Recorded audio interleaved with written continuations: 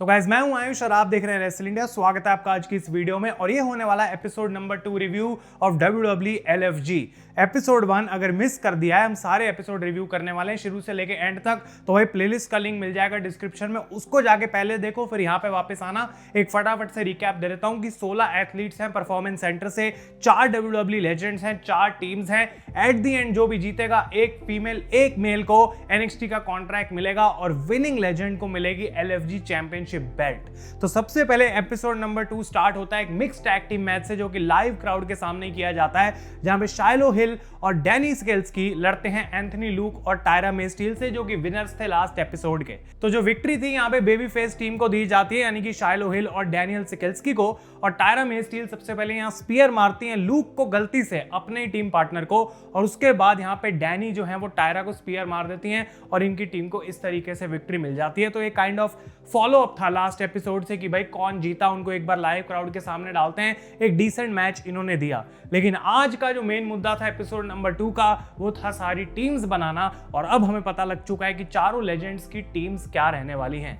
Undertaker से मैं start करता हूं। उनकी टीम है टायरा मे स्टील, जो कि लास्ट वीक उन्होंने खुद चुना था उनको, बेली हम्फ्री, शाइलो हिल और इलाइजा होलीफील्ड। मिकी जेम्स की अब मैं बात करता हूं तो डैनी स्केल्स्की, क्रिस आइलैंड, सीरीना लिंटन और ट्रॉय ईयरवुड, ये 4 लोग हैं। तो हर टीम के अंदर 2 मेल होंगे, 2 फीमेल होंगे। अगर बुकर टी की मैं बात करूं, एंथनी लूक जो कि लास्ट वीक के विनर थे, उन्होंने खुद सिलेक्ट किया था, और उसके अलावा ली लॉरेल, जैस्पर ट्रॉय और पेनिना टुआलिपा, ये इनके टीम है। और फाइनली फिर आते हैं एट दी एंड हमारे बबा रे डडली, जो कि काफी बड़ी शो के अंदर कैरेक्टर हैं। उनकी टीम है जीना स्टर्लिंग, ड्रेक मोरो, टैटियाना डुमास और ऑब्वियसली ब्रेडन बीजे रे। अब आप सोच रहे होंगे भाई लास्ट एपिसोड के बाद ये बंदा कैसे आ गया बबा की टीम में, और यही डिस्कशन चल रही थी बबा और अंडरटेकर के बीच में कि अगर हमारी टीम में भाई आ जाता है बीजे रे, तो क्या हमें उसको क्लीन स्लेट दे देनी चाहिए, या फिर उसको हर एक चीज के लिए एक्स्ट्रा मेहनत करानी चाहिए ताकि उसको समझ आए इस चीज की रियल वैल्यू क्या है। अंडरटेकर कहते हैं मैं भी सेम ही चीज सोच रहा हूं, और दूसरी तरफ बीजे रे बोलते हैं कि भाई मैं तो दुआ करता हूं कि किसी तरीके से मुझे बबा की टीम में आने का मौका मिल जाए। और उस तरफ यहाँ पे बबा ये भी बोलते हैं कि बीजे में जो है सबसे ज्यादा पर्सनैलिटी है, सबसे ज्यादा कैरेक्टर है और पोटेंशियल है, लेकिन ये जो बंदा अपना बिहेवियर है इसको कैसे ठीक करना है वो मुझे देखना पड़ेगा। और जैसे ही बीजे रे सिलेक्ट होते हैं यहाँ पे बबा के लिए, वो अपने डडली बॉयज वाले ग्लासेस निकाल देते हैं और कहते हैं मैं तो हमेशा से एक स्टाइलिश बंदा हूं। वो ग्लासेस लगा के यहाँ पे शुरू हो जाते हैं। तो फाइनली लास्ट में बचते हैं इलाइजा होलीफील्ड। रैंडम पिक हो रहा था कि किसकी टीम में कौन जाएगा, अलीशा टेलर कर रही थी यहाँ पे कार्ड्स निकाल के, और इलाइजा होलीफील्ड लास्ट में बचते हैं। वो अंडरटेकर की टीम में असाइन होते हैं और वो कहते हैं कि कैसे वो अपने डैड इवैंडर होलीफील्ड, जो कि वर्ल्ड चैंपियन थे बॉक्सिंग के, उनका नाम कैरी करना चाहते हैं, और ऑब्वियसली अब वो अंडरटेकर की टीम में आ चुके हैं। तो यहां से शो अब एक्चुअली रियली स्टार्ट होता है, बिकॉज हमें टीम्स पता लग चुकी हैं, लेजेंड्स सारे अपने टीम मेंबर्स को जानते हैं, और धीरे धीरे कई सारे टीम मेंबर्स का जो बैकग्राउंड है वो भी हमें बताया जाता है कि कहां से आ रहे हैं। तो अगर आप सारे एपिसोड देखेंगे आपको भी पता लग जाएगा, बिकॉज कुछ एपिसोड्स में मैं कुछ लोगों का बैकग्राउंड बताऊंगा, कुछ में किसी का बताऊंगा, सबका नहीं बता दूंगा एक ही बारी में, वो बहुत बोरिंग हो जाएगा। तो यहाँ पे सबसे पहले ट्रेनिंग चल रही होती है, उसके बाद टाटियाना डुमास का हमें यहाँ पे दिखाया जाता है कि कैसे वो ऑस्ट्रेलिया से हैं। निंजा वॉरियर में काफी यंग टाइम पे उन्होंने पार्ट लिया था, वहां पे अच्छा किया था, लेकिन इस पॉइंट पे वो एक हेडलॉक लगाती हैं और बबा रे को बिल्कुल पसंद नहीं आता कि उनकी फीट की पोजीशन क्या है, पैर कैसे रखे हैं तुमने, तुम्हें गालियां पड़ती है अगर तुम अपने ट्रेनर के साथ ये कर रहे होते। और वो इस चीज को काफी पर्सनली ले लेती हैं और उनको ऐसा लगता है कि मैं तो कुछ कर ही नहीं सकती, वो रोना शुरू कर देती हैं। लेकिन बबा यहाँ पे कहते हैं भाई ऐसे काम नहीं चलेगा, वो फीडबैक देते हैं यहाँ पे उनको। इसके बाद जीना स्टर्लिंग के बारे में हमें बताया जाता है, जो लास्ट एपिसोड में मैंने बताया था, वो यूक्रेन से आई हैं। बबा उनको बोलते हैं उनकी टीम में आने के बाद कि तू यहाँ पे 2 में से एक सबसे बड़ी पर्सनैलिटी है, और वो कहते हैं यहाँ पे कि तूने जो चीजें करी हैं वो काफी बढ़िया है। और उनका बैकग्राउंड हमें बताया जाता है और पता लगता है कि भाई इन्होंने आयरन मैन कॉम्पिटिशन और मैराथन में पार्ट ले रखा है, वो भी विदाउट ट्रेनिंग। तो भाई बहुत बड़ी बात है ये। तो ये 2 आपको आज के बैकग्राउंड्स मैंने दे दिए। शॉन माइकल्स आते हैं और वो लेजेंड्स को बोलते हैं कि किस तरीके से आज उनको 4 मैचेस बुक करने हैं। पहली बार ऑफिशियली उनकी टीम से मैचेस होने वाले हैं और वो डिसाइड करेंगे कि किसको मौका दिया जाएगा। तो ये बहुत बड़ी बात थी कि भाई सबसे पहले किसको मौका दिया जाए, और शॉन माइकल्स ने स्टेक्स ऑलरेडी हाई कर दिए थे। तो ब्रेडन यानी कि बीजे रे यहाँ पे जाके बोलते हैं बबा को कि मैं सबसे पहले जानना चाहता हूं। तो बबा डिसाइड करते हैं कि इन चारों मेंबर्स को जो है वो प्रोमो कट करना पड़ेगा और जो बेस्ट प्रोमो कट करेगा उसको वो चूज करेंगे। सबके प्रोमोज हो जाते हैं और उसके बाद बीजे रे से पूछते हैं बाबा कि कैसे लगे तेरे को प्रोमोज, वो कहते हैं सारे घटिया थे, ऑल वर शिट, क्योंकि अंदर से वो चाहते हैं कि मुझे सिलेक्ट किया जाए। तो समय आ चुका था ये पता लगाने का कि क्या बीजे रे सिलेक्ट होंगे या फिर नहीं, बिकॉज ये सारे चारों मैचेस अब हमें पता लगने वाले थे। सबसे पहले चूज करा जाता है विमेंस मैच के लिए तातियाना को बबा की टीम से, बिकॉज वो चाहते हैं कि अपना फियर ओवरकम कर पाए और उनका मैच होने वाला था ली लॉरेल से, बुकर टी की टीम से, और वो भी जबकि उनको प्रेज मिल रही थी लेकिन थोड़ा सा वो टेंस लग रही थी। मेंस मैच की बात करते हैं, सबसे पहले जैस्पर ट्रॉय को पिक करा जाता है टीम बुकर से और वो लड़ेंगे अगेंस्ट टीम मिकीज क्रिस आइलैंड। तीसरा मैच यहाँ पे शाइलो हिल अंडरटेकर पिक करते हैं अगेंस्ट ट्रॉय ईयरवुड मिकी जेम्स की टीम से, और शाइलो यहाँ पे ट्रॉय को बिल्कुल जो है कन्फ्रंट कर देते हैं। और अंडरटेकर ने इससे पहले बोला था शाइलो को कि अगर तेरे को मैच का मौका मिलता है तो मैं तेरे से एग्रेशन देखना चाहता हूं, और वो धक्का मार देते हैं ट्रॉय को। यहाँ पे गुस्से में लग रहे थे, अंडरटेकर को वो चीज काफी पसंद आई। सेकंड विमेंस मैच की अगर हम बात करें तो यहाँ पे था जीना स्टर्लिंग टीम बबा से और पेनिना तुअलीपा टीम बुकर से, यानी कि इस पॉइंट पे पता लग गया था कि भाई इसके बाद कोई मौका नहीं बचेगा अब बीजे रे का सिलेक्ट होने का।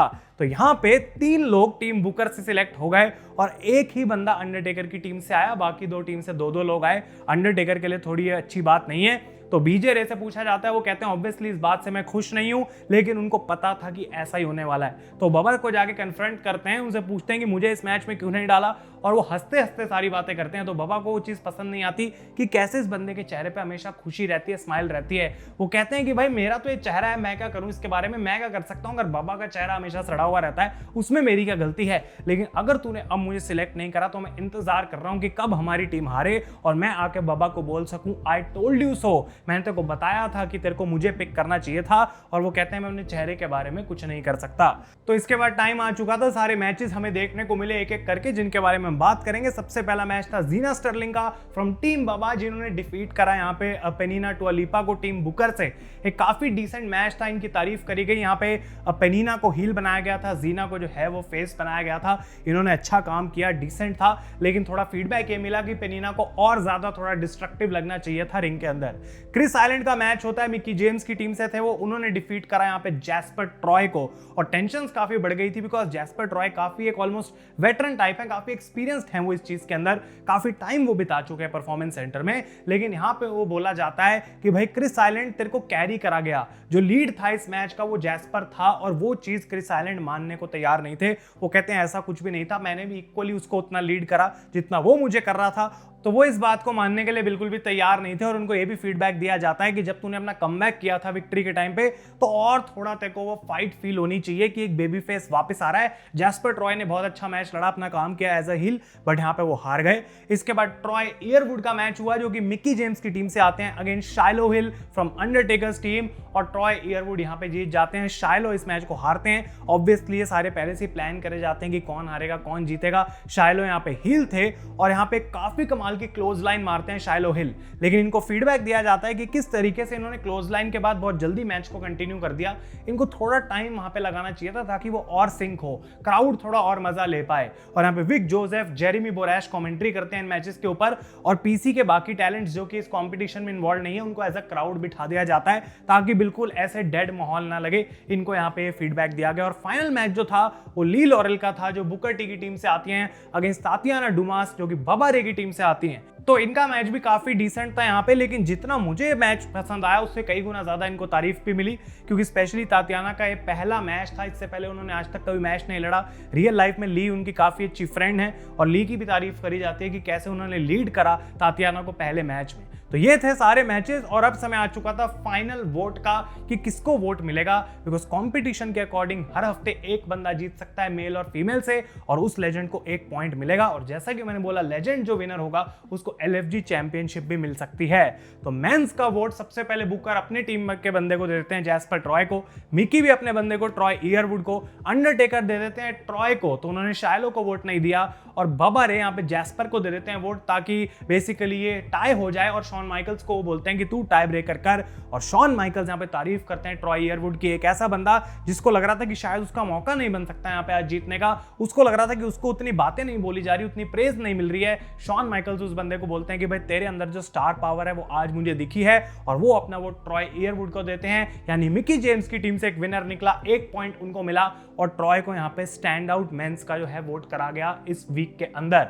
अब विमेंस की अगर बात करें तो सबका वोट एक ही तरफ गया, जो कि बहुत ही शॉकिंग था और इसके अलावा और किसी की बात भी नहीं करी गई। इनफैक्ट जीना स्टर्लिंग की तो कहीं मेंशन ही नहीं किया गया और ली लॉरेल को यहाँ पे सबने वोट देके जो है वो ठहराया विनर। यानी कि जो करंट चल रहा है स्कोरबोर्ड उसके हिसाब से मिकी जेम्स और बुकर टी की जो टीम है वो 1 पॉइंट पे है, अंडरटेकर और बाबा रे की जो टीम है वो 0 पॉइंट पे है। तो ऑब्वियसली जो 2 कोचेस जीते उनको तो बहुत खुशी हो रही थी कि वो लीड ले चुके हैं, लेकिन दूसरी तरफ बाबा रे थोड़े परेशान लग रहे थे। वो कहते हैं मुझे कुछ अलग करना पड़ेगा, कुछ ऐसा करना पड़ेगा कि अब मेरी टीम भी जलवा दिखा सके अपना किसी तरीके से। और बीजे रे फाइनली कैमरे पे आते हैं दोबारा और बोलते हैं मैं तो कब से इसको बोलने का इंतजार कर रहा था, बाबा आई टोल्ड यू सो। और ये फनी था भाई बहुत, बिकॉज उन्होंने जो बात बोली थी बिल्कुल वैसा ही हुआ, बाबा जीत नहीं पाए।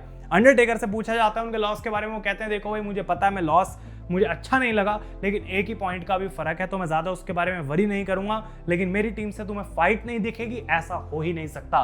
तो यहाँ पे एपिसोड खत्म हो जाता है एंड आई थिंक नेक्स्ट आने वाले कुछ एपिसोड बहुत ही ज्यादा इंटरेस्टिंग है। सीएम पंक, गुंथर, बाकी कई सारे लोग इसके अंदर आने वाले हैं।